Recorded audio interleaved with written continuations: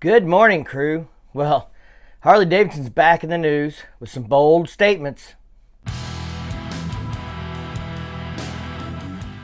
So Harley-Davidson just released a press announcement claiming that the Pan America Special is the best-selling adventure motorcycle in North America.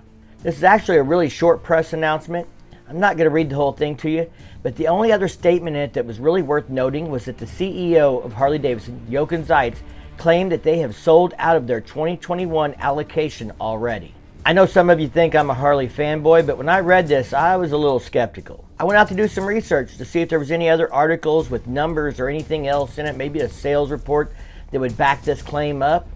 And the only thing I found was an article from motorcycle.com. While it may not have some definitive proof, they did go over some things that they were able to discover through research that says that the claim is probably credible. And the fact that nobody else has jumped on board to dispute it yet says it's probably credible. Let's talk about some of these numbers and see if you agree. So motorcycle.com was able to verify through some filings that Harley-Davidson sold over 4,000 Pan Americas in 3 months. Out of the 4,000 units, it's believed that the bulk of those would be U.S. sales, which is a reasonable assumption. It's also believed over half were probably specials.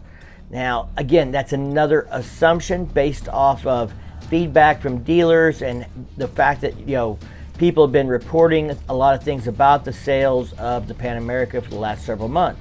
But note, there are no hard numbers to confirm those. Those are assumptions. It's also important to note that when Harley-Davidson talks about sales and market share, they don't look at motorcycles under 601 cc's. So that means like these Adventure 390s and things like that are not something they're going to see as being competition, and they're not going to rank this bike against them.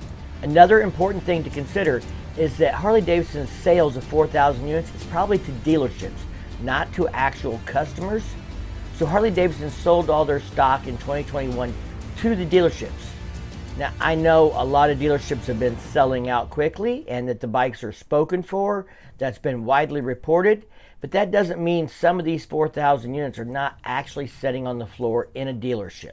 Now, the 4,000 units that were reported was for a quarter that ended at the end of June. We don't know the numbers for July and August yet, but we assume Harley-Davidson's numbers are taking those into account and that maybe they sold the remaining stock in that quarter. So that's probably another 4,000 units is the assumption. Well, to try and figure out what the competition sells, they looked at some recall numbers. There was a recall on the GS that had 2,600 and some units sold over an 18-month period. So you could reasonably assume that's less than 2,000 units a year. There was also a recall for the BMW 1250 GS Adventure R, and they had 3,600 units sold over 16 months. So that's still only about 3,000 units in a 12-month period. Doing the same for the KTM 790 Adventure, we find a recall for about 3,700 units produced and sold in the US in just over 12 months. So again, still under 4,000 units. While it's hard to prove this claim, it's also hard to dispute it. I really can't wait to see some official sales numbers to back this up, but that's what we know at the moment. Now, Lake of the Ozarks Harley-Davidson has a demo bike, and they offered to let me come ride it for a couple hours just a couple weeks ago. I don't have that video out yet, so be watching for it if you're subscribed to the channel. But I must say, I really was impressed with that bike after riding it for several hours. After they turned me loose with it, I was able to ride it off-road, on-road, down gravel roads for miles, rough gravel roads. I was able to ride it on highways, street roads. I got a variety of riding styles in a couple of hours, and the bike performed great under all conditions. The traction control on the gravel road did a great job of wheeling me in when I gave it too much gas, which I did on purpose, trying to spin the tires going up a hill on a gravel road. And it would engage and disengage at just the right amount to keep me from getting too far out of the way, but allowing me to still have some fun.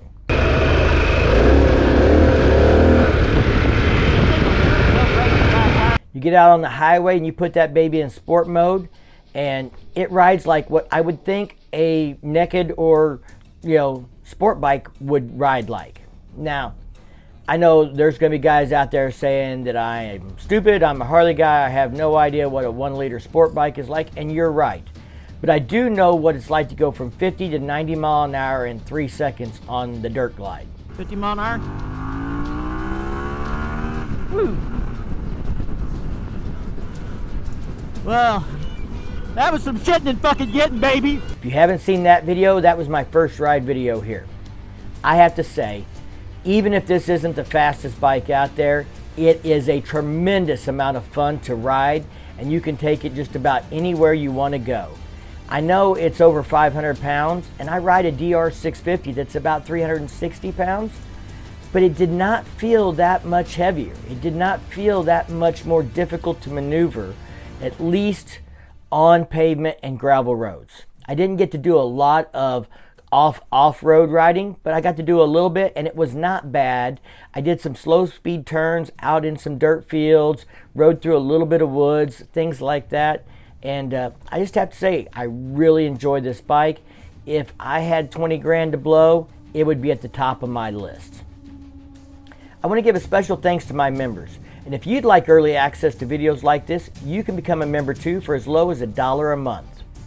If you guys like this video, don't forget to share it out and give it a big thumbs up. If you do that YouTube thing, check out the content on my channel. And if you dig it, hit that subscribe button down below. Ring that bell to be notified the next time I drop a new video. And as always, thank you for your support. Stay safe and keep on riding.